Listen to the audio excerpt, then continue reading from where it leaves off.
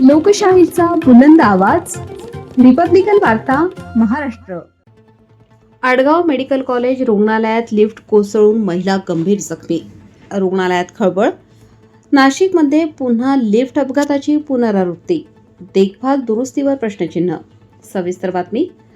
नाशिक आडगाव येथील शासकीय medical college रुग्णालयात आज दिनांक 27 एप्रिल 2026 रोजी सकाळी सुमारे 10 ते 11 वाजेच्या दरम्यान एक गंभीर घटना घडली. रुग्णालयातील लिफ्ट अचानक कोसळल्याने एका महिलेला गंभीर दुखापत झाली असून तिला तातडीने उपचारासाठी दाखल करण्यात आले आहे. घटनेनंतर रुग्णालय परिसरात मोठी खळबळ उडाली. रुग्ण व त्यांच्या नातेवाईकांमध्ये भीतीचे वातावरण निर्माण झाले असून अनेकांनी रुग्णालय प्रशासनाच्या निष्काळजीपणावर प्रश्न उपस्थित केले आहेत. उपस्थित नागरिकांच्या म्हणण्यानुसार लिफ्टची देखभाल आणि दुरुस्ती वेळेवर होत नसल्यामुळे अशा घटना वारंवार घडत असल्याचा आरोप करण्यात येत आहे.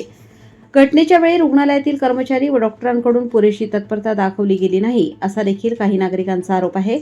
त्यामुळे रुग्ण व नातेवाईकांमध्ये तीव्र नाराजी दिसून आली. दरम्यान काही दिवसांपूर्वी नाशिक रोड परिसरातही लिफ्ट कोसळून एका महिलेच्या जखमी होण्याची घटना घडल्याचे बोलले जात आहे.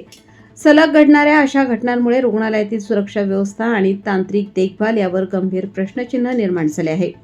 रुग्णालयात प्रशासनाने या घटनेची चौकशी करून जबाबदारांवर कारवाई करावी तसेच लिफ्टच्या देखभालीसंदर्भात तातडीने उपाययोजना कराव्यात अशी मागणी नागरिकांकडून जोर धरत आहे.